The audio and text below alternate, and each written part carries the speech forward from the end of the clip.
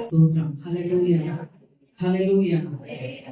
మరి ఒక్కసారి 50 దినాల ఆత్మీయ కుటుంబ సహవాస కూడికల్లో ఈ దినంలో దేవుడు మనల్ని నడిపించాడు. ఈ దినమందు కూడా దేవుడి వాక్యాన్ని మీతో పంచుకోవడానికి దేవుడు నాకు ఇచ్చినటువంటి సమయాన్ని బట్టి దేవుడు నా స్తుతిస్తున్నాను. ఆసక్తిగా దేవుని సన్నిధికి కూడి వచ్చినటువంటి మీ అందరికీ కూడా నా హృదయపూర్వకమైన వందనాలు తెలియజేస్తున్నాను. అందరికీ వందనాలండి. దేవునికి స్తోత్రం. హల్లెలూయా, హల్లెలూయా. మనం గడిచినటువంటి దినాల నుండి ప్రారంభించుకున్నటువంటి మన అంశం పేరేంటో చెప్తారా? భూమి మీద పరలోకపు జీవితాన్ని జీవించడం. భూమి మీద పరలోకపు జీవితం, heavenly life upon the earth. భూమి మీద పరలోకపు జీవితం జీవించడం.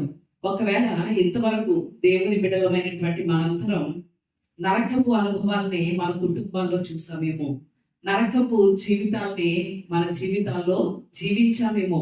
కానీ దేవుడు ఈ 50 దినాల ద్వారా మనకి తెలియజేస్తున్నటువంటి సత్యం ఏమిటి అనేసనంటే, మనం పరలోకం వెళ్ళిన తర్వాత సమాధానం పొందడం, సంతోషం పొందడం, అవన్నీ పరిపూర్ణంగా పరలోకంలో ఎలా అనుభవిస్తాం చెప్పండి? పరిపూర్ణంగా అనుభవిస్తాం. కానీ వాటి యొక్క తొలి రుచి ఎక్కడ అనుభవిస్తాం? భూమి మీదే అనుభవిస్తాం. అంటే పరలోకపు జీవితాన్ని భూమి మీద జీవించేటువంటి ఆధిక్యత కేవలం దేవుని బిడ్డలకే దేవుడు అనుగ్రహిస్తున్నాడు.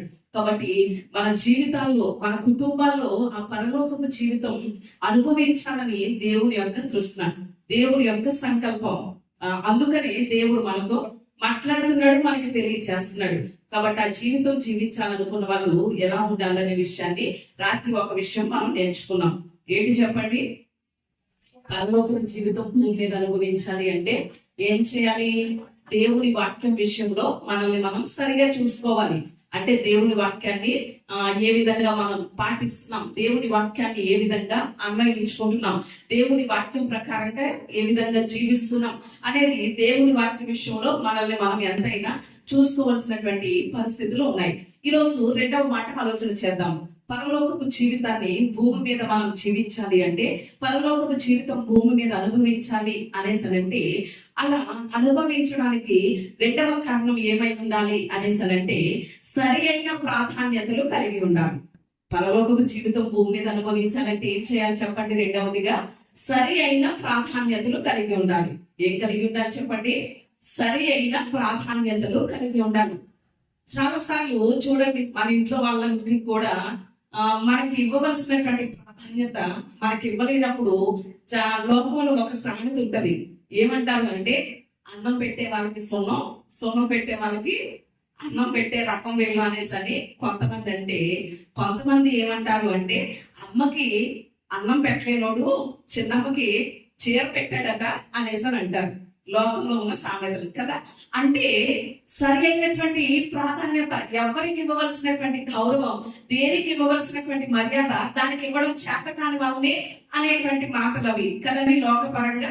ఇక్కడ దేవుని వాక్యం కూడా మనకి తెలియజేసినటువంటి సత్యం ఏమిటి అనేసరంటే, పరలోకపు జీవితం మన కుటుంబాల్లో అనుభవించాలి అంటే, పరలోకపు జీవితం మన జీవితాల్లో మనం పొందాలి, భూమి మీద మనం అనుభవించాలి అంటే, రెండవదిగా మనం ఏం కలిగి ఉండాలి అంటే సరి అయిన ప్రాధాన్యతలు కలిగి ఉండాలి. అంటే ఈ రోజు మనం దేవుని వాక్యం విషయంలో కానివ్వండి, దేవుని సన్నిధి విషయంలో కానివ్వండి, మనం ఎలా జీవిస్తున్నామంటే, మొదటి దానికి రెండవ స్థానం ఇస్తున్నాం. ఎలా చెప్పండి? మొదటి దానికి రెండవ స్థానం ఇస్తున్నాం, రెండవ దానికి మొదటి స్థానం ఇవ్వడం అనమాట. అంటే మొదటి దానికి రెండవ స్థానం ఇచ్చి రెండవ దానికి మొదటి స్థానం ఇవ్వడం అంటే సరైన ప్రాధాన్యతలు ఇవ్వకపోవడం. మీకు అర్థమయ్యేలా చెప్తాను. ఎగ్జాంపుల్ గా మార్కు సువార్త 8వ అధ్యాయం 36వ వచనంలో చూస్తే అక్కడ మనకి ఒక మాట కనిపిస్తుంది. ఏంటి ఆ మాట అనేసరంటే, మార్కు సువార్త 8:36, ఒకరు సర్వలోకమును సంపాదించుకొని ప్రాణములను నష్టపరుచుకుంటే వారికి ఏమి ప్రయోజనం అనే మాట కనిపిస్తుంది. అంటే ఇక్కడ మనం ఆలోచన చేయాలి. ఒకడట ఏం సంపాదించాడట? సర్వలోకాన్ని సంపాదించుకున్నాడట. కానీ ఏం నష్టపోయాడట? తన ప్రాణాన్ని నష్టపోయాడట. ఇప్పుడు చూడండి, సర్వలోకాన్ని సంపాదించుకున్నటువంటి తన సంపదను అనుభవించాలి అంటే అతను దేనితో ఉండాలి? ప్రాణంతో ఉండాలి. ప్రాణంతో లేకపోతే తాను సంపాదించుకోవడంతా ఎవరి పాలవుతుంది అంటే ఇక్కడ మనం ఆలోచన చేయాలి. సర్వలోకం, ప్రాణం రెండు కనిపిస్తున్నాయి. ఈ రెండిట్లో సరైన ప్రాధాన్యత అంటే మొదటి స్థానం దేనికి ఇవ్వాలి? ప్రాణానికి ఇవ్వాలి. దేవునికి స్తోత్రం. కానీ అతను దేనికి ఇచ్చాడు? సర్వలోకం సంపాదించుకోవడంలో ఇచ్చాడు. అంటే సంపాదించుకోవడానికే ప్రాధాన్యత ఇచ్చాడు తప్ప తన ప్రాణాన్ని రక్షించుకోవడానికి ఇవ్వలేదు, తన ప్రాణాన్ని కాపాడుకోవడానికి ప్రాధాన్యత ఇవ్వలేదు. ఈ రోజు దేవుడు అదే అంటున్నాడు. మీరు పరలోకపు జీవితం భూమి మీద పొందాలి అంటే పరలోకపు జీవితం, పరలోకంలో ఉన్న సమాధానం, సంతోషం, భయం లేనటువంటి జీవితం, పాపం లేనటువంటి జీవితం మీ కుటుంబాల్లో అనుభవించాలి అంటే సరైన ప్రాధాన్యతలు కలిగి ఉండాలి. అంటే దేనికి ఇవ్వవలసినటువంటి స్థానం దానికి ఇవ్వాలి. ఈ రోజు క్రైస్తవ సమాజం కూడా సర్వలోకాన్ని సంపాదించుకొని నష్టపోయినట్లుగానే ఈ రోజు క్రైస్తవులు కూడా దేవుని సన్నిధిని విడిచి ఏవేవో సంపాదించుకోవడం కోసమే ఏం చేస్తున్నారు చెప్పండి? వారి ప్రయాస, వారి ప్రాకులటంతా. అంటే దేవుని సన్నిధిలో ఒక్క దినము గడిపితే ఎంత శ్రేష్టమట? 1000 దినముల కంటే శ్రేష్టమని దేవుని వాక్యం తెలిసి కూడా మనం దేవుని సన్నిధికి ఇవ్వవలసినటువంటి ప్రాధాన్యత ఇవ్వకుండా లోకంలో ఏమేమో కూర్చుకోవడానికి, ఏమేమో సంపాదించుకోవడానికి ప్రయత్నిస్తూ ఉంటే మన రెక్కల కృత్యం ఎంతవరకు ఆశీర్వాదకరంగా ఉంటుంది ఒక్కసారి మనం ఎంతైనా కూడా ఆలోచన చేయాలి. రెండవ ఎగ్జాంపుల్ కూడా నేను చూపిస్తాను.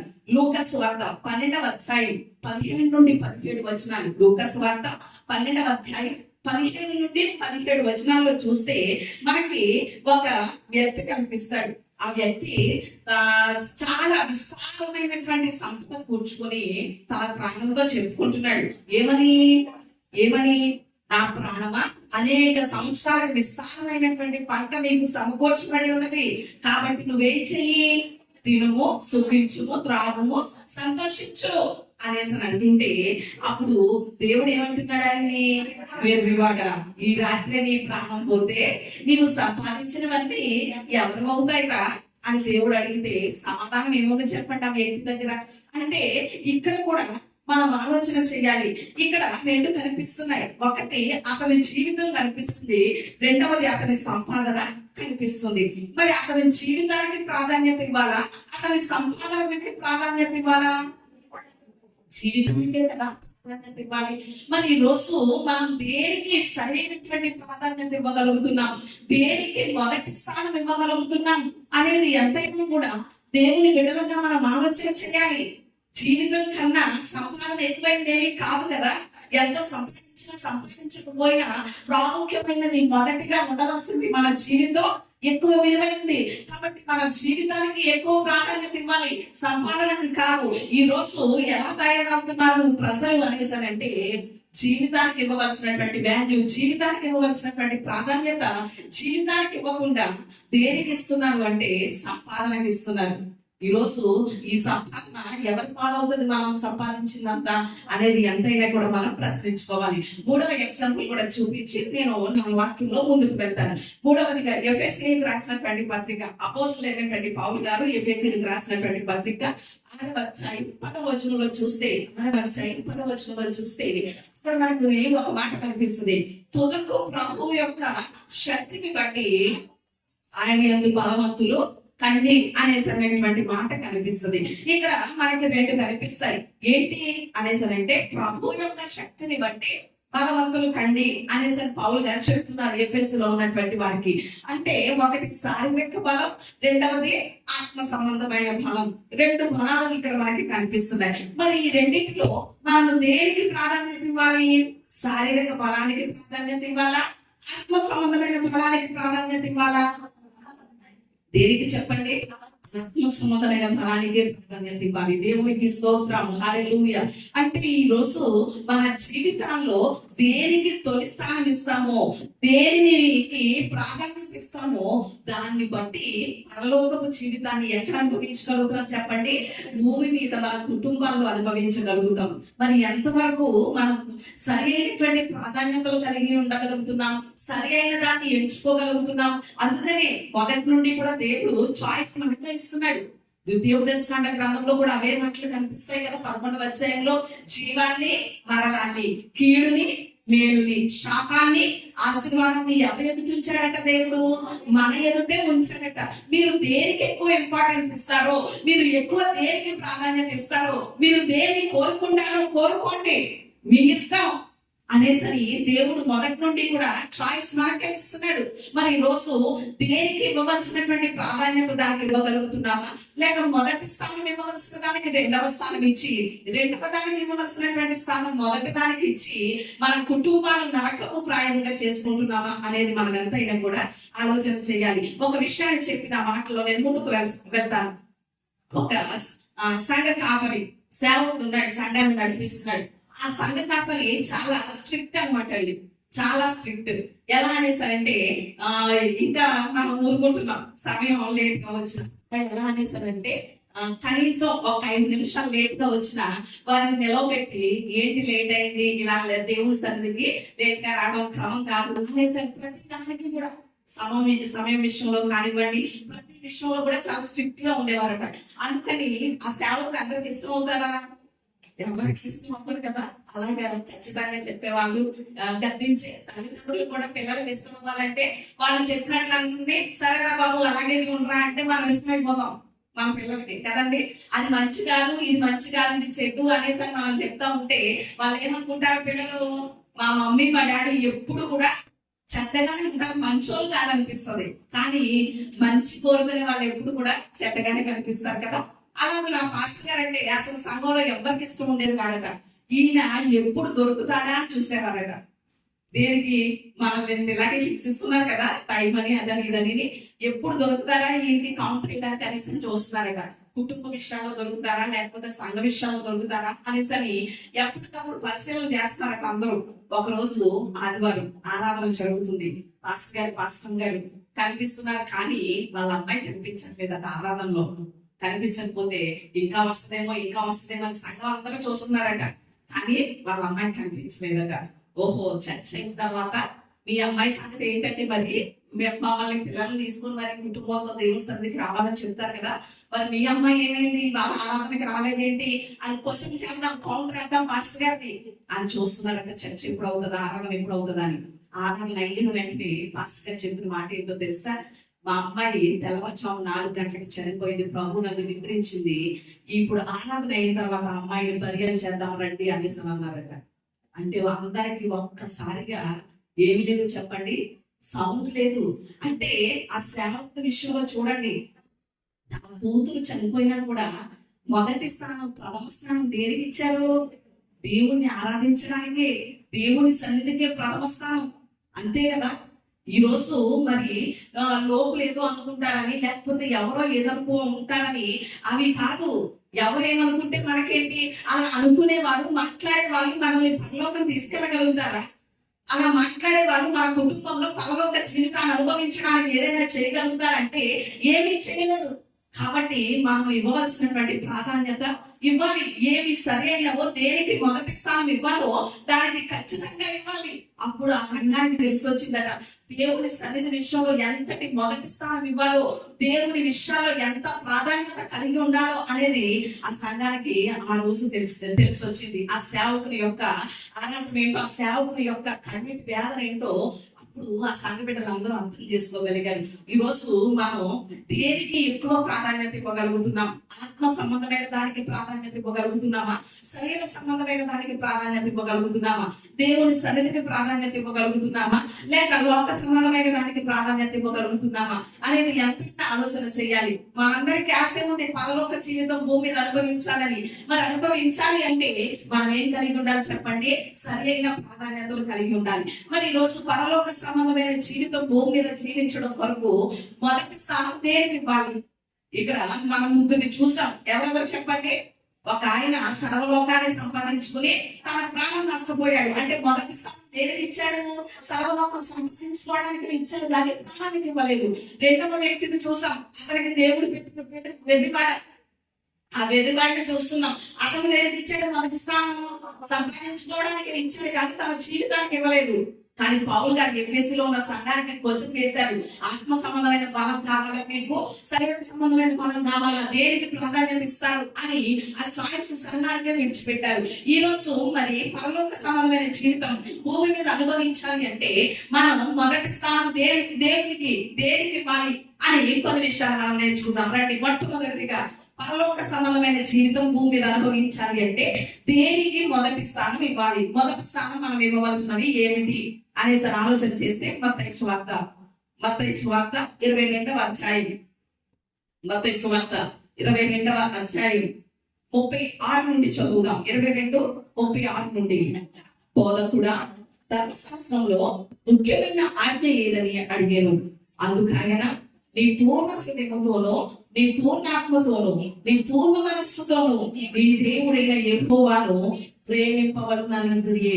ఇది ముఖ్యమైనదియు మొదటిదియునైన ఆజ్ఞ. దేవునికి స్తోత్రం. హల్లెలూయా. ఇక్కడ మొట్టమొదటిగా మనం చూస్తున్నాం దేనికి మొదటి స్థానం ఇవ్వాలి మనం అనేసానంటే, మనం చదువుకున్నటువంటి ఈ వాక్య భాగంలో ఈ మాటలు ప్రభు అయినటువంటి యేసయ్యే చెప్పినటువంటి మాటలు. అక్కడ ఒక ఆయన వచ్చి ధర్మశాస్త్రంలో అసలు ముఖ్యమైన ఆజ్ఞ ఏంటి ప్రభు, అసలు మొదట మేము చేయవలసింది ఏంటి, మొదట మేము పాటించవలసింది ఏంటి అని యేసయ్యని అడిగారు. అడిగినప్పుడు యేసయ్య స్వయంగా చెప్పిన మాటలు ఏంటో తెలుసా? నీ పూర్ణ మనముతో, పూర్ణాత్మతో, పూర్ణ హృదయంతో నీ దేవుడిని ఏం చేయాలి? ప్రేమించాలి.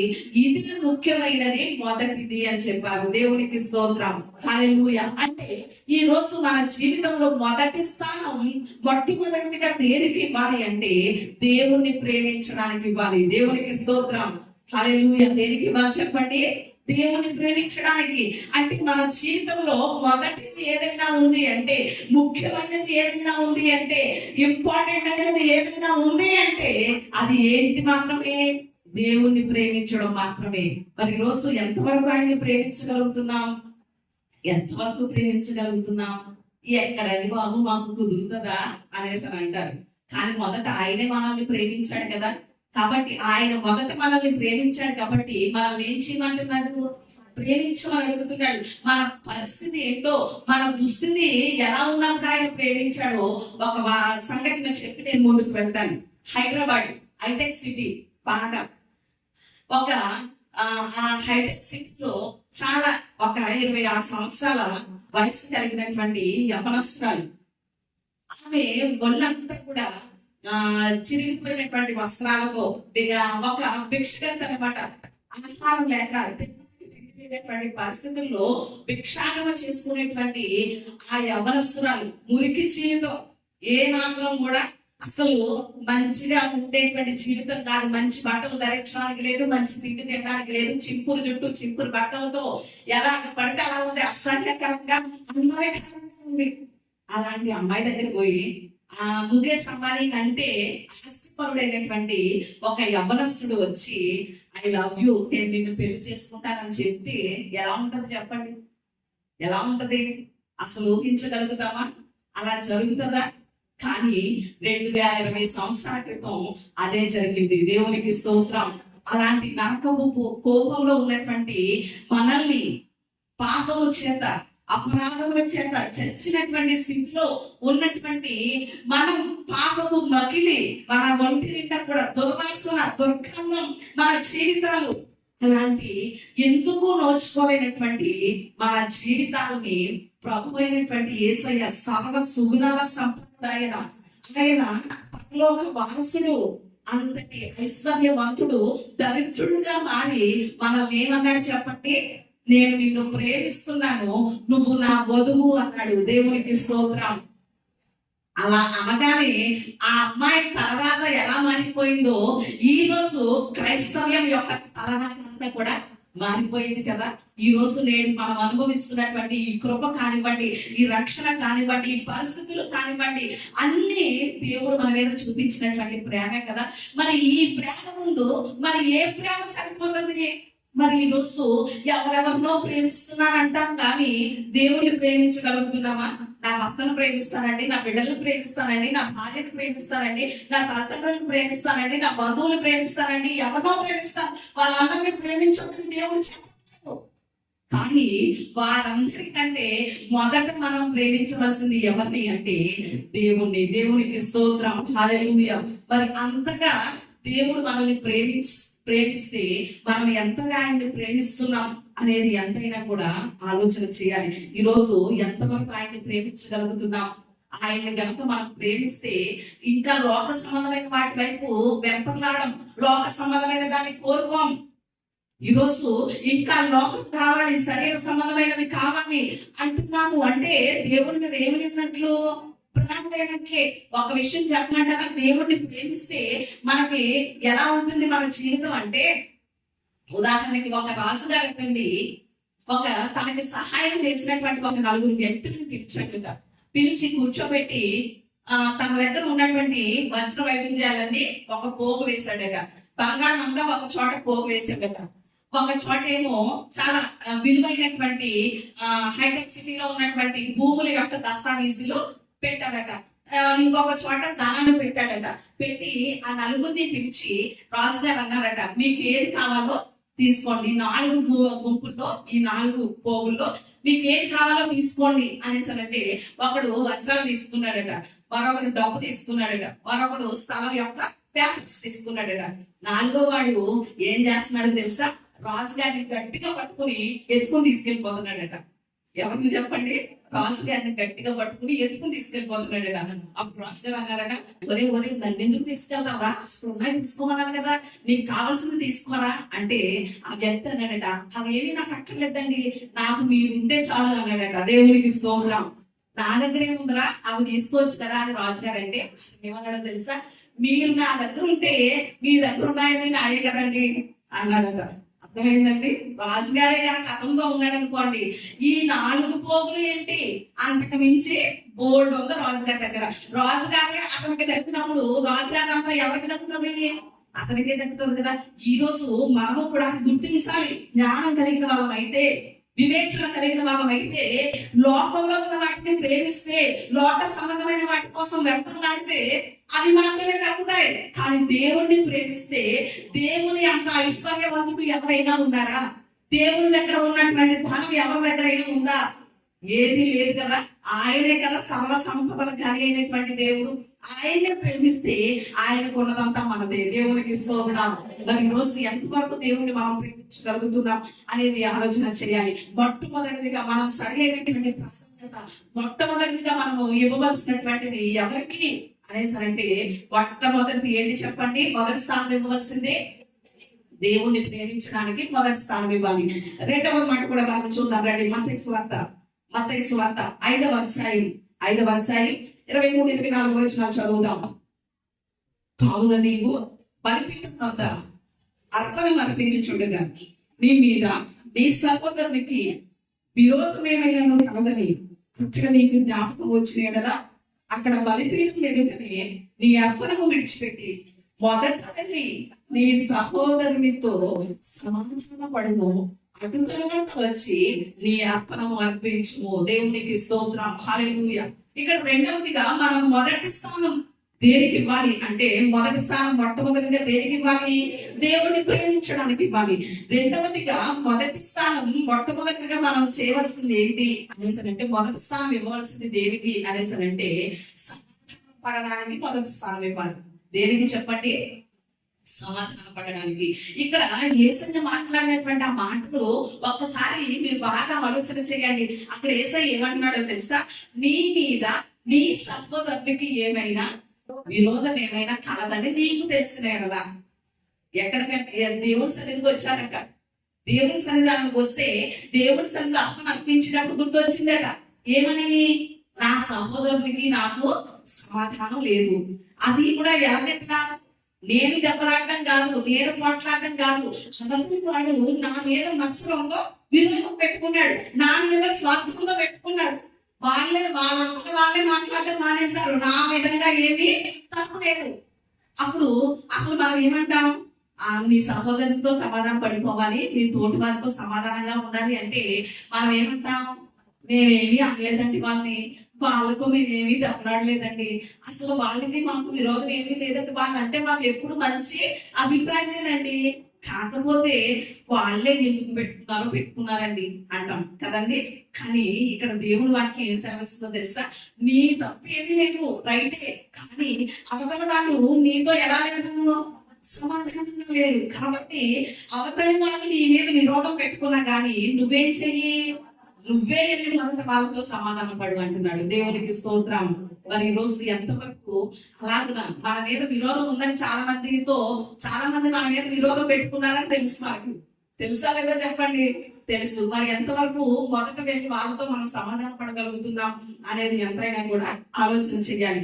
ఎందుకంటే మనందరికీ కూడా ఒక్కటే నిరీక్షణ, ఒక్కటే బాప్తిస్మం, ఒక్కటే దేవుని ఆత్మ నింపుదల కలిగి ఉన్నాం కనుక ఏ మాత్రం కూడా ఏం కలిగి ఉండకూడదు, వ్యాధులు అనేవి కలిగి ఉండకూడదు. కాబట్టి ఎంతైనా మనం ఏం చేయాలి అంటే సమాధాన పడాలి. ఒకవేళ అసమాధానంగా ఉన్నామనుకోండి, అసమాధానంగా ఉండడం వల్ల ఏమవుతుంది అంటే దేవుని పని కుంటుపడిపోతుంది. అసమాధానంగా ఉండడం వల్ల ఏమైపోతుంది, దేవుని పని కుంటుపడిపోతుంది. ఉదాహరణకి ఒకే సంఘంలో ఉన్నాం, ఒకే దేవుని ఆరాధన చేస్తున్నాం, ఒకే పనుల్లో చేతులు వేస్తున్నాం, కానీ అసమాధానంగా ఉండడం వల్ల ఉదాహరణకి ఉన్నారు, వారిలో సమాధానమే లేదు. సమాధానం లేకుండా వాళ్ళు ఎంత దేవుని స్తుతిస్తే అది దేవునికి అంగీకారం అవుతుంది చెప్పండి? అసమాధానంతో మనం ఎంత స్తుతించినా, ఎంత గొంతు పెంచుకున్నా, ఎంత పాడేసినా ఏమవుతుంది? దేవునికి అంగీకారం అవుతుందా?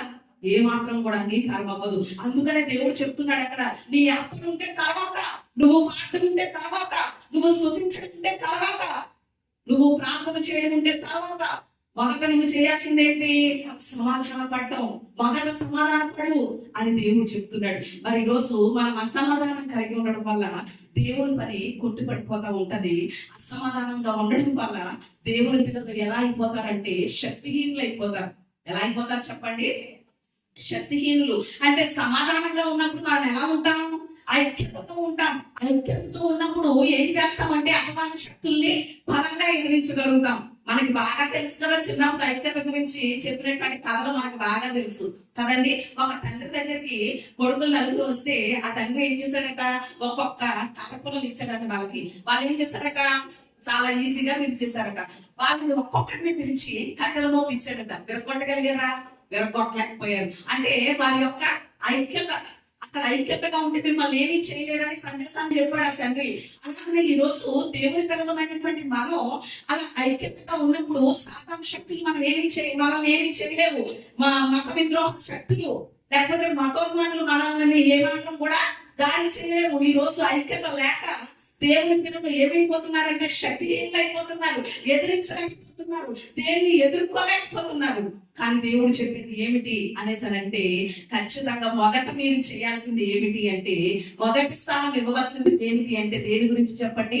సమాధాన పడడానికి మొదటి స్థానం ఇవ్వండి అంటున్నారు. అందుకని అపోస్తలుడు అయినటువంటి పౌలు రోమీయులకు రాసినటువంటి పత్రిక 12వ అధ్యాయం 18వ వచనంలో చూస్తే అక్కడ మనకి ఒక మాట చెప్తున్నారు పౌలు గారు. ఏమో తెలుసా? సఖ్యమైతే సమస్త మనుషులతో మీరు ఎలా ఉండండి? సమాధానంగా ఉండండి అనేసి అని చెప్తున్నారు. ఇలాంటి ఒక చర్చికి వాక్యం చెప్పడానికి ఒక పాస్టర్ గారు వెళ్ళారట. వెళ్తే అక్కడ వాళ్ళు పాడుతున్నారు కానీ మ్యూజిక్ వేరైపోయిందట, మీరు పాట ట్యూన్ వేరైపోయిందట. అప్పుడు ఆ పాస్టర్ గారు అనుకుంటున్నారంట, ఏంటి అక్కడ వాయింపు ఒకటే, వీళ్ళు పాడేది ఒకటే, ఇలా వేరుగా పాడుతున్నారేంటి అనేసి బాధపడ్డారట. వాక్యం చెప్పడానికి వెళ్ళింది పాస్టర్ గారు. దేవుడు ఆ పాస్టర్ గారితో మాట్లాడుతున్నారట. ఏమో తెలుసా? పాట ఒకటి ట్యూన్ ఒకటి అయిందని నువ్వు బాధపడుతున్నావు, కానీ వీళ్ళకి ఒకరిలో ఒకరికి ఏం లేదు, సమాధానం లేదు. సమాధానం లేకుండానే నన్ను ఆరాధన చేస్తున్నారు, సమాధానం లేకుండానే నా సన్నిధానం వచ్చేస్తున్నారు, సమాధానం లేకుండానే నా బలంలో చేతులు చేసేస్తున్నారు. కాబట్టి వారికి వాక్యం అర్థమయ్యేలా చెప్పనేసి నా సేవకుడితో దేవుడు మాట్లాడాడట. ఈ రోజు ఒకే బలంలో చేతులు వేస్తున్నటువంటి మనం, ఒకే దేవుడిని ఆరాధిస్తున్నటువంటి మనం, ఒకే నిరీక్షణ కలిగినటువంటి మనం, ఒకే ఆత్మచేత నడిపించబడుతున్నటువంటి మనం ఎంతవరకు సమాధానంగా ఉన్నాం అనేది ఎంతైనా కూడా ఆలోచన చేయాలి. అందుకని ఎఫెసీ పత్రిక 4వ అధ్యాయం 1వ వచనంలో పౌలు గారు ఏమంటారో తెలుసా? సమాధానం అనేటువంటి బంధం చేత మీరు ఏం కాపాడుకోండి?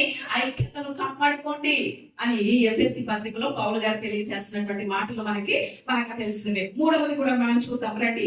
మూడవదిగా మొదటి స్థానం దేనికి ఇవ్వాలి అనేసరి గారికి ఆలోచన చేస్తే మత్తయి సువార్త 6వ అధ్యాయం 33వ వచనం, మత్తయి సువార్త 6వ అధ్యాయం 33వ వచనం చూద్దాం.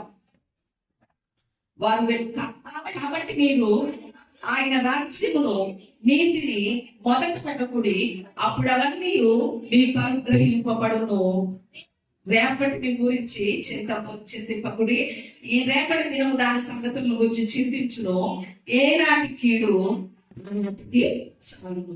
ఇక్కడ మనం ఆలోచన చేస్తున్నటువంటి మూడో విషయం, మొదట మనం దేనికి ఇంపార్టెన్స్ ఇవ్వాలి, మొదటి ప్రాధాన్యత దేనికి ఇవ్వాలి అంటే మొట్టమొదటి చూసాం దేనికి చెప్పండి, దేవుణ్ణి ప్రేమించడానికి ఇవ్వాలి. రెండవది ఏంటి, సమాధాన పడడానికి ప్రాధాన్యత ఇవ్వాలి. మూడవదిగా మొదటి స్థానం దేనికి ఇవ్వాలి అని కనుక ఆలోచన చేస్తే ఆయన రాజ్యమును నీతిని వెతకడానికి మొదటి స్థానం ఇవ్వాలి. దేవునికి స్తోత్రం. ఏంటి చెప్పండి, ఆయన రాజ్యాన్ని నీతిని వెతకడానికి మొదటి స్థానం ఇవ్వాలి. అంటే ఈ రాజ్యం వెతకడం, నీతిని వెతకడం అంటే ఇవి ఎందులోకి వస్తాయి, ఆత్మ సంబంధమైన దానికి వస్తాయి. ఆత్మ సంబంధమైన దానికి మొదటి స్థానం ఇవ్వాలి. తరువాత నాకు బిల్డింగ్ కావాలి ప్రభా, నాకు ముందుకు పిల్లవాలి ప్రభా, లేకపోతే నా బలహీనత తగ్గాలి ప్రభా, నాకు ఏదో జరగాలి, నా కుటుంబం అద్భుతం జరగాలి, ఆశ్చర్యకార్యం జరగాలి. ఇవన్నీ ఎందులోకి వస్తాయని భౌతిక సంబంధమైన శరీర సంబంధమైన దానిలోకి వస్తాయి. కాబట్టి మొదట మనం ఇంపార్టెన్స్ ఇవ్వాల్సింది, మొదటి స్థానం ఇవ్వాల్సింది దేనికి, ఆత్మ సంబంధమైన వాటికి ఇవ్వాలి. రెండవ స్థానం శరీర సంబంధమైన వాటికి ఇవ్వాలి. అందుకే యేసు చెప్తున్నారు ఈ మాటలు, మొదట మీరు ఏం చేయాలట, ఆయన రాజ్యాన్ని నీతిని వెతకాలట. అంటే అనేకులు ఇంకా రక్షించబడవలసినటువంటి వారు ఉన్నారు. వారు ఎలాగైనా క్రీస్తు దగ్గరికి రావాలి, ఆయన రాజ్యం కట్టబడాలి, అనేకులు నీతిమంతులుగా చేయబడాలి, అనేకులు పరిశుద్ధులుగా చేయబడాలి అని ఎంతసేపు మన తపన, మన దృష్టి, మన తృష్ణ అంతా దేని మీద ఉండాలి, దేవుని రాజ్యం కట్టబడటం కోసం ఉండాలి, నశించు ఆత్మలు రక్షించబడటం కోసం ఉండాలి. కానీ ఇంకా మన దౌర్భాగ్య స్థితి ఏంటంటే క్రైస్తవులుగా ఇంకా ఈ భౌతిక సంబంధమైనది ఇదంతా శాశ్వతమని తెలిసి కూడా ఇంకా మన దృష్టి ఎక్కడ పెడతా ఉంటాం, భౌతిక సంబంధమైన దాని మీదే, శరీర సంబంధమైన దాని మీదే దృష్టి పెడతా ఉంటాం. కానీ ఆయన నీతిని రాజ్యాన్ని వెతకలేకపోతున్నాం. ఆయన రాజ్యం అంటే నీతిమంతులుగా తీర్చబడే ప్రక్రియ. ఆయన రాజ్యం అంటే ఏంటి చెప్పండి, నీతిమంతులుగా తీర్చబడే ప్రక్రియ. అంటే అనేకులు ఇంకా పాపంలో ఉన్నారు, శాపంలో ఉన్నారు, వారందరూ నీతిమంతులుగా తీర్చబడమే దేవుని రాజ్యం. మరి ఆయన నీతి అనేసరంటే నీతిమంతులుగా తీర్చబడిన వారందరూ పరిశుద్ధులుగా తీర్చబడే ప్రక్రియ. దేవునికి స్తోత్రం. చాలా మంది రక్షించబడిపోయారండి, చాలా మంది బాప్తిస్మం తీసేసుకున్నారండి అంటే కాదు.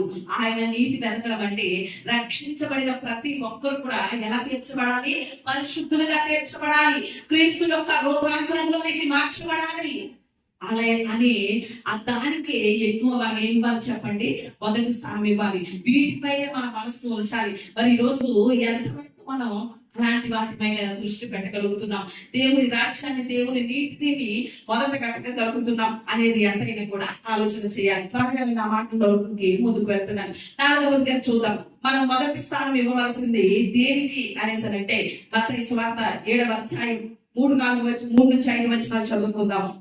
7:3 నుంచి, నీ కంటిలో ఉన్న దూలమును ఎంచక నీ సహోదరుని కంటిలో ఉన్న నలుసును చూచుట ఎలా, నీ కంటిలో దూలం ఉండగా నీవు నీ సహోదరుని చూచి నీ కంటిలో ఉన్న నలుసును తీసివేయమని చెప్పలేరా వేషధారి, మొదట నీ కంటిలో ఉన్న దూలమును తీసుకోను, అప్పుడు నీ సహోదరుని కంటిలో ఉన్న నలుసును తీసివేయటకు నీకు తేటగా కనబడును. దేవునికి స్తోత్రం. ఈ మత్తయి సువార్తలో మనం చదువుకున్న మాటలన్నీ కూడా ఇవన్నీ స్వయంగా యేసు ప్రభువు వారు చెప్పినటువంటి మాటలే, ఆయన చెప్పినటువంటి మాటలు. ఇక్కడ 4వదిగా చెప్తున్నారు ఆయన, మొదటి స్థానం మనం దేనికి ఇవ్వాలి అని ఆ విషయాన్ని చెప్తున్నారు. యేసయ్య ఏమనేసారంటే మొదట మన కంటిలో ఏముందట, దూలం ఉందట. ఏముంది చెప్పండి, మన కంటిలో దూలమే ఉందట. కానీ ఎదుటి వాళ్ళ కంటిలో ఏం చూస్తున్నామట, నలుసు చూస్తున్నామట. ఇది ఎంత విచిత్రంగా ఉందో చూడండి ఈ మాట. అంటే దీనికి అర్థం ఏమొస్తుంది అంటే ఎదుటి వాడిని విమర్శించడం. ఏం చేయడం చెప్పండి, విమర్శించడం. నువ్వు ఇలాగా నువ్వు చేసే పనులు ఇలా ఉన్నాయి, లేకపోతే నువ్వు ఇలా చేస్తావు అనేసి ఎదుటి వాళ్ళకి విమర్శించడం, తీర్పు తీర్చడం అనమాట. అంటే ఎదుటి వాళ్ళని విమర్శించేటప్పుడు ఖచ్చితంగా మన విషయాన్ని మనం ఏం చేయాలి, పరిశీలన చేసుకోవాలి, సెల్ఫ్ ఎగ్జామినేషన్ చేసుకోవాలి. నేను ఏంటి, నా పరిస్థితి ఏంటి, నేను ఎంతవరకు దేవుని వాక్యాన్ని నెరవేర్చగలుగుతున్నాను, నేను ఎంతవరకు దేవుని వాక్యంలో ముందుకు వెళ్ళగలుగుతున్నాను, నేను ఎంతవరకు దేవుని సన్నిధిలో ముందుకు సాగగలుగుతున్నాను, నేను ఎంతవరకు దేవునికి ఇవ్వవలసిన స్థానం ఇవ్వగలుగుతున్నాను, నేను ఎంతవరకు దేవుల్లో ఆధ్యాత్మికంగా బలపడ్డాను, ఎంతవరకు ఆధ్యాత్మికంగా ఎదిగాను అని నన్ను నేను చూసుకోవాలి కదండి. నన్ను నేను విమర్శించుకోవాలి, నన్ను నేను సెల్ఫ్ ఎగ్జామినేషన్ చేసుకోవాలి. కానీ నన్ను నేను చూసుకోకుండా నువ్వు ఇలా ఉన్నావు అలా ఉన్నావు అనేసరంటే అప్పుడు ఏమైపోతుంది, మన కంట్లో ఏముందట, దూరం ఉందట. అంటే ఎదుటి వాళ్ళ దగ్గర నలుసే ఉంది అంటే ఎదుటి వాళ్ళ దగ్గర తక్కువే ఉన్నాయి, కానీ మన దగ్గర ఎక్కువ ఉన్నాయి. అందుకని వేసి అంటున్నారు, నీ దగ్గర ఎక్కువ పెట్టుకుని ఎదుటి వాళ్ళని విమర్శించడం ఎందుకు, మొదట ఏం చెయ్యి, నీది నువ్వు చూసుకో, నిన్ను నువ్వు విమర్శించుకో మొదట అని ప్రభు చెప్తున్నారు. తర్వాత నిన్ను నువ్వు విమర్శించుకున్న తర్వాత నీ సహోదరుని విమర్శించుదు కంటే, నిన్ను నువ్వు విమర్శించుకున్న తర్వాత నీ సహోదరుని విమర్శించుదు కంటే అని యేసయ్య చెప్తున్నారు. ఈ రోజుల్లో చాలా మంది కూడా ఇతరుల్ని విమర్శించడానికే ఎక్కువ దృష్టి పెట్టేస్తారు, కానీ మన విషయాన్ని ఏం చేయదు చెప్పండి, పరిశీలన చేసుకోరు. కానీ ఇంకొకటి ఏంటి అనేసరంటే, కొంచెం ముందుకు వెళ్ళి ఆలోచన చేస్తే సహోదరుల సంగతే కాదు, సేవకులకు సైతం ఏం చేసేస్తారు, విమర్శించేస్తా ఉంటారు. మనం ఎంతవరకు అనేది చూసుకోరు. వీళ్ళేంటి అనేసరికి సేవకుల్ని సైతం విమర్శించేస్తారు, సేవకుల్ని సైతం తీర్పు తీర్చేస్తారు. కానీ అది కాదు. మొదట ఏం చెయ్యి, నిన్ను నువ్వు పరిశీలన చేసుకో, నిన్ను నువ్వు విమర్శించుకో అని దేవుడు చెప్తున్నాడు. మొదట చేయాల్సింది మనల్ని మనం విమర్శ చేసుకోవడం, మనల్ని మనం పరిశీలన చేసుకోవడం. అందుకని ఇర్మియా గ్రంథం 17:10 చూస్తే దేవుడు ఏం చేస్తాడు, అంతరంగాల్ని పరీక్షిస్తాడు, పరిశీలన చేస్తాడు. కాబట్టి ఆ విమర్శ చేసే పని దేవుడు మనకి అప్పగించలేదు. ఎప్పటికప్పుడు మనం మొదట చేయవలసిన పని ఏంటి అంటే, నా జీవితం ఏంటి, నా ఆధ్యాత్మిక స్థితి ఎంతవరకు, నా ప్రార్థనా స్థితి ఎంతవరకు, నేను దేవుడి సన్నిధిలో వచ్చే విషయం ఎంతవరకు, నేను దేవుడి సన్నిధిలో సాగే విషయం ఎంతవరకు అని మనల్ని మనం ఏం చేయాలి చెప్పండి, పరిశీలన చేసుకోవాలి. ఒకవేళ ఎదుటివారే పాపంలో పడిపోయారని, తప్పు చేశారని మనకు తెలిసిందనుకోండి, అప్పుడు ఏమంటున్నారో తెలుసా, దేవుని వాక్యం గలతీయులకు రాసినటువంటి పత్రిక 6వ అధ్యాయం 1వ వచనంలో చూస్తే, గలతీయులకు రాసిన పత్రిక 6వ అధ్యాయం 1వ వచనం చూస్తే అక్కడ పౌలు గారు అంటారు ఏమనంటే, ఎవరైనా ఒకవేళ సమస్యలో కనుక చిక్కుకున్నారని తెలిస్తే వాళ్ళ గురించి మనం ఏం చేయాలి, సాత్వికమైనటువంటి మనస్సుతో వారి కొరకు ప్రార్థన చేయాలి. అదే సేమ్ టైం అలాంటి శోధన మనకి వస్తుందేమో, అలాంటి శోధనలో మనము పడిపోతామేమో అని మనల్ని మనం జాగ్రత్త చేసుకోవాలి. ఆ శోధనలో పడిపోయిన మన కోసం సాత్వికమైన మనస్సుతో ప్రార్థన చేయాలి. దేవునికి స్తోత్రం. ఈ రోజు అలాంటి వారి కోసం ప్రార్థన చేయడం తక్కువ, మనం ఏం చేస్తున్నాం చెప్పండి, విమర్శించడం ఎక్కువ అయిపోతుంది. అంటే ఎదుటి వారి యొక్క లోపాలను చూసాం అంటే మనం శరీర సంబంధం అయిపోతాం. కానీ ఎదుటి వారి యొక్క లోపాలను చూసి కూడా ప్రేమించామంటే మనం ఎవరమవుతాం, ఆత్మ సంబంధులం అవుతాం. దేవునికి స్తోత్రం. ఎదుటి వాళ్ళ లోపాలు చూసి విమర్శించామంటే శరీర సంబంధులమే. కానీ ఎదుటి వారి యొక్క లోపాలను చూసి కూడా వాళ్ళని ప్రేమించాం, సాత్వికమైన మనసుతో వారిని చేరదీసాం, వారిని అభివృద్ధి చేర్చుకున్నామైతే మనం ఎవరమవుతాం చెప్పండి, ఆత్మ సంబంధులం అవుతాం. మరి ఈ రోజు ఎంతవరకు మనం అలాంటి సెల్ఫ్ ఎగ్జామినేషన్ చేసుకుంటున్నాం, మనల్ని మనం మొదటగా పరిశీలన చేసుకుంటున్నాం అనేది ఎంతైనా ఆలోచన చేయాలి. పాపంలో పట్టబడినటువంటి స్త్రీని ఎవరి దగ్గరికి తీసుకొచ్చారు, యేసయ్య దగ్గరికి తీసుకొచ్చారు. ఆమెతో పాపం చేసిన వాళ్ళు లేరా అక్కడ, ఆమెతో పాపం చేసిన వాళ్ళు అందరూ చాలా మంది ఉన్నారు. కానీ ఏం చేస్తున్నారు, ఆమె పాపం చేస్తున్నారు, ఆమెనే నిందిస్తున్నారు, ఆమెనే దూషిస్తున్నారు. మోషే ధర్మశాస్త్రం ప్రకారంగా ఆమెను రాళ్ళతో కొట్టి చంపాలని చెప్తున్నారు తప్ప, మరి ఆమెను చంపేస్తే ఆమె ఒక్కరినే పాపం చేయలేదు కదా, ఒక పురుషుడు స్త్రీ కదా కలిసి పాపం చేయగలుగుతారు. అంటే మరి ఆమెతో పాపం చేసినటువంటి పురుషుడిని ఏం చేశారు, అక్కడ చాలా మంది పురుషులు ఉన్నారు, వారిలో ఖచ్చితంగా ఆమెతో పాపం చేసిన వాళ్ళు కూడా ఉన్నారు. కానీ వాళ్ళ సంగతి వాళ్ళు చూసుకోవడం లేదు. ఎవరిని విమర్శిస్తున్నారు, ఆ పాపంలో పట్టబడినటువంటి స్త్రీని విమర్శిస్తున్నారు. కానీ యేసయ్య మాత్రం ఏం చేశారు చెప్పండి, ఆ పాపాత్మురాలైనటువంటి స్త్రీని ప్రేమించి తన ప్రేమను వెలుగు చేశాడు. దేవునికి స్తోత్రం. హల్లెలూయా. విమర్శించలేదు, నువ్వు ఎందుకు చేస్తామనేసి అనలేదు.